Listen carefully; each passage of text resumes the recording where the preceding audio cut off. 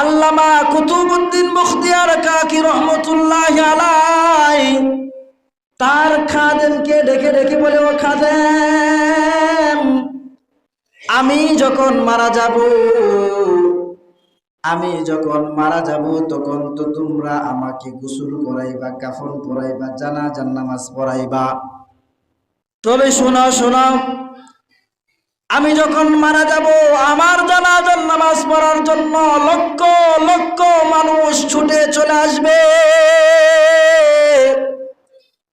কিন্তু আমার খাদেম তোমাকে ওসিয়ত করে যাইতেছি,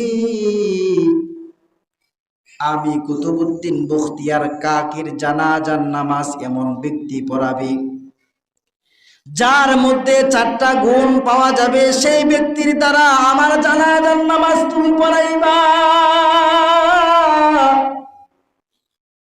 4টা গুণ যার মধ্যে পাওয়া যাবে তাকে বলবা আমার জানাজার নামাজ পড়ানোর জন্য। আল্লামা কুতুবউদ্দিন বখতিয়ার কাকি রহমতুল্লাহি আলাইহি যখন ইন্তেকাল করলেন, কাফন পরানো হলো, সামনে লাশ নিয়ে দাঁড়ালো হলো, লক্ষ লক্ষ মানুষ কুতুবউদ্দিন বখতিয়ার কাকি রহমতুল্লাহি আলাইহির জানাজার নামাজ পড়ার জন্য চলে আসছেন। তখন খাদেম সামনে দাঁড়ায়া মানুষদের উদ্দেশ্য করে, মুসল্লিদেরকে উদ্দেশ্য করে বললেন, কুতুবউদ্দিন বখতিয়ার কাকির জানাজার যাকে ইচ্ছা তাকে দেয়া জানাজার নামাজ পড়ানো যাবে না।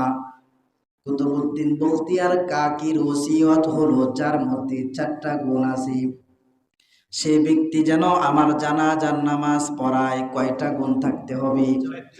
4টা গুণ। 1 নাম্বার হলো যার জীবনে তাকবীরওয়ালা নামাজ ছুটে নাই। 1 নাম্বার শর্ত হলো যার জীবনে তাকবীরওয়ালা নামাজ ছুটে নাই, এটা হলো 1 নাম্বার শর্ত। 2 নাম্বার শর্ত হলো যার কোনোদিন এই 2 চোখ দিয়া বেগানা নারী দেখে নাই। 3 নাম্বার শর্ত হলো যার জীবনে আসরের নামাজের পূর্বের 4 রাকাত নামাজ আছে না নাই? আসরের নামাজের 4 রাকাত নামাজ সুন্নত আছে, ওই সুন্নত নামাজ যার জীবনে ছুটে নাই। 4 নাম্বার হলো যার জীবনে তাহাজ্জুদের নামাজ ছুটে নাই। এই 4 গুণওয়ালা মানুষ যদি পাওয়া যায় তাহলে তাকে বলবা সে যেন আমার জানাজার নামাজ পড়ায়। আর যদি এই 4 গুণওয়ালা মানুষ যদি পাওয়া না যায় তাহলে বিনা জানাজায় তোমরা আমাকে দাফন করে দিবা। খাদেম যখন এই শর্তগুলো লাগায়া যখন বলে ফেললেন, সমস্ত মানুষগুলো তাদের চোখের দৃষ্টিগুলো নিচের দিকে দিয়ে দিলেন। এই 4 গুণওয়ালা মানুষ এখানে পাওয়া যাইতেছে না।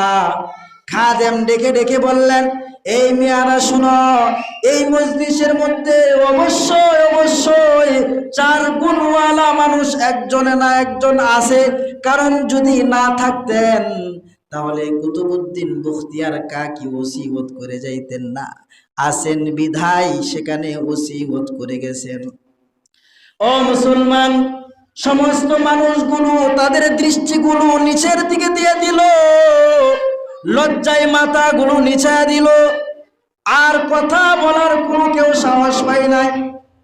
ওই লক্ষ লক্ষ মানুষের মাঝখান দিয়া একজন আল্লাহর বান্দা হাতটা উঁচু করে বললেন, ও কুতুবউদ্দিন বখতিয়ার কাকি, আমি মনে মনে ভাবছিলাম আমার আমলের কথাগুলো দুনিয়ার মানুষ কাউকে জানবে না, কিন্তু তুমি মারা যাওয়ার পরে এমন একটা ওসিয়ত করে গিয়েছো, তোমার ওসিয়তের কারণে আজকে আমার আমল নামাগুলো মানুষের সামনে প্রকাশিত হয়ে যাইতেছে।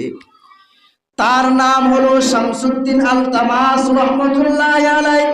হাতটা উঁচু করে দিয়া দুনিয়ার মানুষদেরকে জানা দিলেন, সমস্ত মানুষদেরকে জানা দিলেন, আমি আছি জানাজা বিনা জানাজার নামাজ বিনা জানাজায় আমার কুতুবউদ্দিন বখতিয়ারকে তোমরা দাফন করবা না।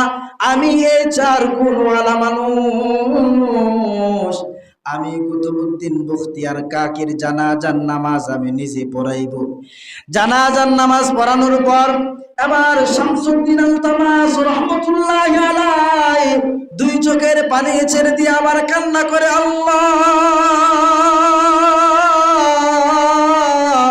এতদিন পর্যন্ত তাকবীরওয়ালা নামাজ আমি আদায় করতেছি, জীবনে কোনোদিন তাহাজ্জুদ নামাজ ছুটে নাই, আসরের নামাজের পূর্বের 4 রাকাত নামাজও ছুটে নাই।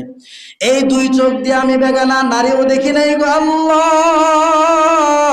এই সমস্ত আমল একমাত্র তোমাকে সন্তুষ্ট করার জন্য আমি করেছিলাম, কিন্তু আজকে তোমার মহাব্বতের বান্দা কুতুবউদ্দিন বখতিয়ার কাকির জন্য আজকে আমার আমলগুলো দুনিয়ার মানুষ জেনে বেড়াইছি। আল্লাহ, তুমি কিন্তু আমার দিলের ভিতরে অহংকারের বীজ রোপণ করাইও না।